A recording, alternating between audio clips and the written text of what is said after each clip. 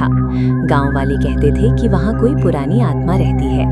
बचपन से ही दोनों बच्चियों को उस पेड़ के पास जाने से मना किया गया था और वो खुद भी उसकी परछाई से डरती थी। एक शाम महेश खेत से थका हारा लौट रहा था। उषा चूल्हे पर रोटियां बना रही थी और बच्चियां आंगन में खेल रही थीं। अचानक प्रिया ठिठक गई। उसे लगा जैसे कोई धीरे धीरे घर के पिछले हिस्से की दीवार से सटकर गुजर रहा है। उसने सोचा शायद हवा होगी या कोई जानवर, लेकिन जब वही रगड़ जैसी आवाज दोबारा आई तो उसने अपनी छोटी बहन को अपनी तरफ खींचा। सुन रही हो रीना? प्रिया की फुसफुसाहट में डर साफ था। उषा ने उनकी घबराहट देख ली। क्या हुआ बेटा? प्रिया ने बस इतना कहा, माँ पीछे कोई है। महेश ने घर में कदम रखते ही उनकी बात सुनी और हंसते हुए मामला टाल दिया। उसने कहा कि शायद कोई लोमड़ी होगी जो अंधेरे में रास्ता भटक गई है। पर उस रात घर का कोई भी सदस्य सो नहीं पाया।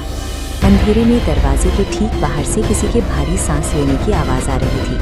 रह रहकर कमरे में एक अजीब सी महक फैल जाती, जैसे ताजे फूलों को गीली मिट्टी में दबा दिया गया हो।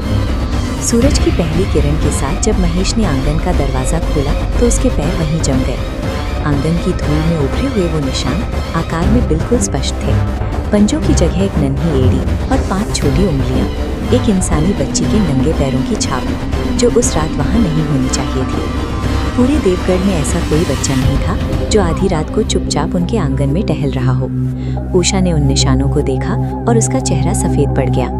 महेश ने इसे गांव के किसी शरारती बच्चे की हरकत बताने की कोशिश तो की, लेकिन उसकी अपनी आंखों में छिपी घबराहट कुछ और ही कह रही थी। कुछ दिनों तक शांति रही, पर वो सन्नाटा तूफान से पहले की खामोशी जैसा था।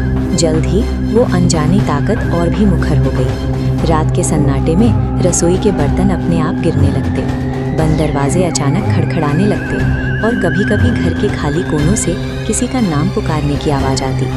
एक दोपहर जब महेश खेत पर था और बच्चियां स्कूल में, उषा रसोई में अकेली काम कर रही थी। तभी उसे अपनी पीठ पर एक बर्फीली हवा का झोंका महसूस हुआ। उसने पलटने की हिम्मत जुटाई, पर वहां कोई नहीं था।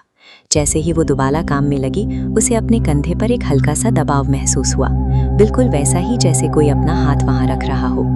उषा चिल्लाते हुए पीछे मुड़ी और उसने देखा एक धुंधली परछाई जो पलक झपकते ही दीवार की दरारों में समा गई। उषा की चीख सुनकर पड़ोसी दौड़ कर आए, लेकिन वो बुरी तरह कांप रही थी।